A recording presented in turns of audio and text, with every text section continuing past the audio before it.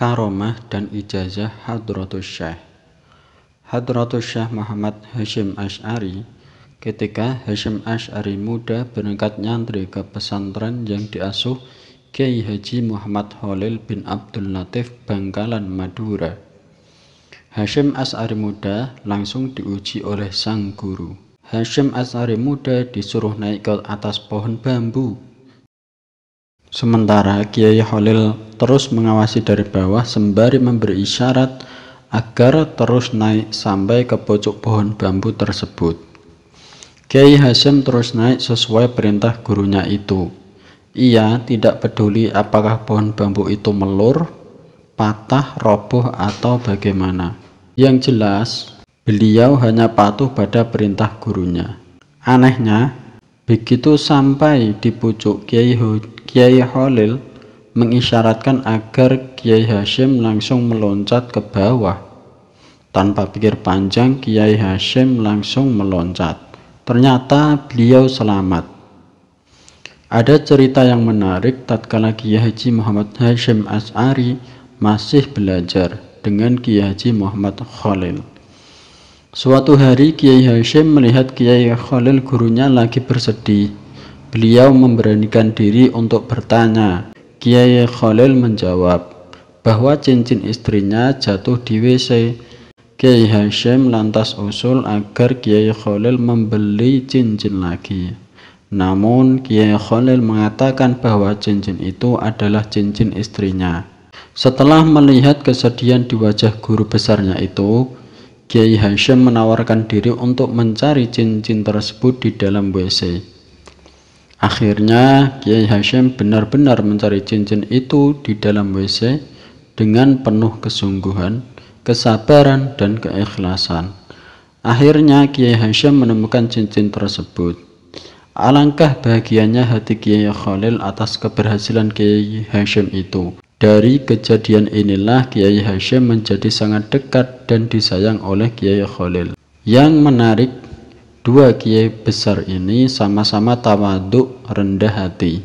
Mereka sama-sama saling berguru. Kiai Hasyim terkenal sebagai ahli hadis. Biasanya Kiai Hasyim mengajarkan hadis itu pada santri sebulan penuh pada bulan Ramadan.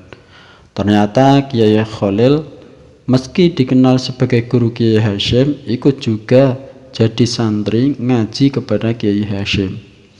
Kiai Khalil tidak merasa gengsi memperdalam ilmu meski kepada muridnya sendiri.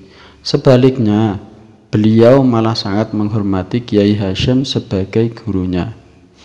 Tradisi rendah hati itu ternyata terus-menerus ke generasi berikutnya. Gus Dur yang merupakan cucu dari Kiai Hasyim sangat menghormati keturunan Kiai Khalil. Begitu juga Kiai Haji Fuad Amin, cicit dari Kiai Khalil, sangat menghormati keturunan Kiai Hasyim. Kalau saya salaman mencium tangan Gus Dur, langsung ditarik Fuad Amin. Dan Kiai Hasyim senantiasa mendapatkan perhatian yang istimewa dan besar dari gurunya Kiai Khalil, baik semasa beliau menjadi santrinya maupun setelah kembali ke masyarakat untuk berjuang.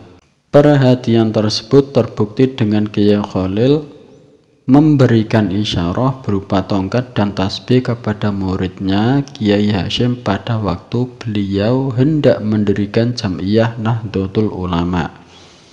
Hadratus Syekh Kiai Haji Muhammad Hasyim Asy'ari di samping dikenal sebagai tokoh Islam dan pendiri NU, beliau juga dikenal sebagai pahlawan nasional. Salah satu dari jasa beliau adalah mengenai peran serta beliau ketika terjadi perang kemerdekaan di Surabaya. Ketika itu, Kiai Hasyim Asy'ari mengeluarkan resolusi jihad yang mewajibkan setiap orang Islam yang tempat tinggalnya berjarak di bawah 96 km dari Surabaya, mereka wajib datang ke Surabaya untuk berperang melawan penjajah. Akhirnya, masyarakat Islam berbondong-bondong datang ke Surabaya dan tidak sedikit dari mereka datang dari daerah yang jauh. Meskipun para pasukan pejuang kemerdekaan Indonesia hanya menggunakan senjata seadanya seperti bambu runcing. Namun, atas berkat doa para ulama, Allah menurunkan pertolongannya, sehingga tentara penjajah menderita kerugian besar. Peperangan bersejarah itulah yang terjadi pada tanggal 10 November yang kemudian diperingati sebagai Hari Pahlawan oleh bangsa Indonesia. Semangat Jihad Kiai Haji Hasyim Asy'ari. Tepat pada tanggal 21 sampai 22 Oktober 1945, Kiai Haji Hasyim Asy'ari mengumpulkan wakil-wakil dari cabang NU di seluruh Jawa dan Madura di Surabaya. Dalam pertemuan tersebut diputuskan bahwa melawan penjajah sebagai perang suci dan hukumnya fardu ain. Saat itu populer dengan istilah resolusi jihad. Setelah resolusi jihad dicetuskan, ribuan kiai dan santri bergerak ke Surabaya. Pada 10 November 1945 atau tepatnya 2 minggu setelah resolusi jihad dikumandangkan, meletuslah peperangan sengit antara pasukan Inggris melawan tentara pribumi dan juga warga sipil yang cuma bersenjatakan bambu runcing. Konon, ini adalah perang terbesar sepanjang sejarah Nusantara. Sumber merdeka.com. Menurut Kiai Haji Wahab Hasbullah, prinsip hidup Kiai Haji Hasyim Asy'ari yaitu berjuang terus dengan tiada mengenal surut, lelah, dan istirahat. Berjuang terus dengan tiada mengenal surut, lelah, dan istirahat. Salah satu prinsip semangat juang Kiai Haji Hasyim Asy'ari didasari dari hadis Rasulullah, yaitu yang artinya, demi Allah, jika mereka kuasa meletakkan matahari di tangan kananku dan bulan di tangan kiriku dengan tujuan agar aku berhenti dalam berjuang, aku tidak akan mau menerimanya, bahkan nyawa taruhannya. Kiai Haji Muhammad Hasyim Asy'ari senantiasa mengingatkan kepada santri-santrinya untuk selalu mengikuti dan menjadikan tauladan dari perbuatan Nabi Muhammad SAW. Amalan, ijazah, dan sekaligus karomah dari Kiai Haji Hasyim Asy'ari. Meneladani Rasulullah sebagai idola utama manusia, itu yang senantiasa beliau wasiatkan bukan hanya kepada santri-santrinya, tetapi juga kepada seluruh kaum muslimin. Semangat jihad, membela agama dan bangsa. Beliau adalah ulama yang mujahid, ahli jihad, yang negarawan dan memiliki patriotisme yang luar biasa. Hal ini pun bisa kita lakukan sesuai dengan kemampuan dan profesi kita masing-masing.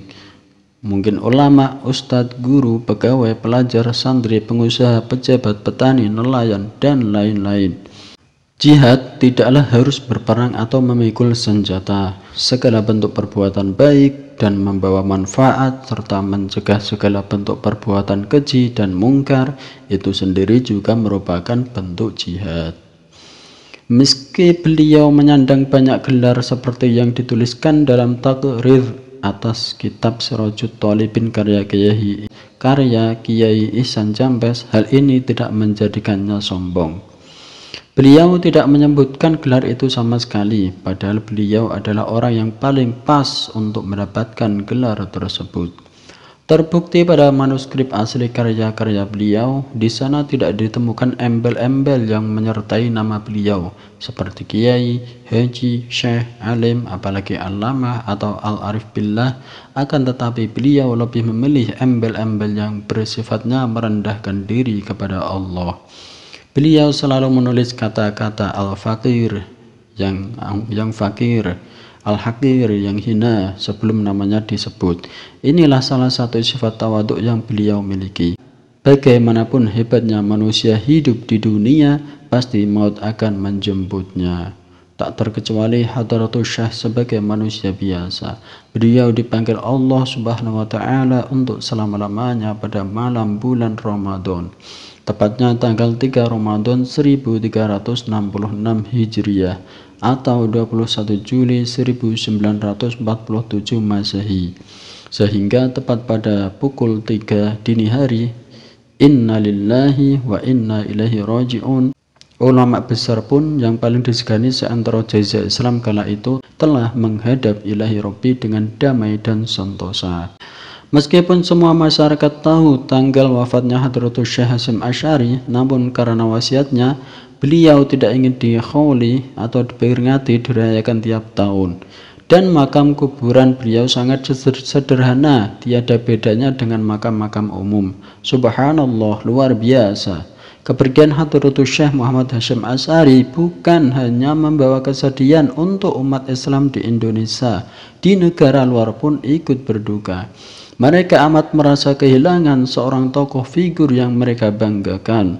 Semoga dengan kepergian Kiai Hasyim muncullah Hasyim Asy'ari, Hasyim Asy'ari yang lain, baik dari zuriyah, kerabat, santri maupun kaum muslimin. Allahumma abduka rudda alaik far'af bihi warhamhu. Allahumma jafil ardu an jambayhi waftah abwabas sama'i li ruhi wa taqabbalhu minka biqubulin hasan. Allahumma in kana muhsinan fadha'if lahu fi ihsanih wa in kana musian fatajawaz an sayyi'atih. Amin. Artinya, ya Allah, hambamu ini telah dikembalikan kepadamu, maka kasihilah ia dan rahmatilah ia. Ya Allah, jauhkanlah bumi dari sisinya dan bukakanlah pintu langit untuk ruhnya, dan terimalah ia di sisimu dengan penerimaan yang baik. Ya Allah, jika ia melakukan kebaikan, maka lipat gandakanlah kebaikannya, dan jika ia melakukan keburukan, maka abaikanlah keburukannya. Musannaf Ibnu Abi Syaibah, wallahu a'lam.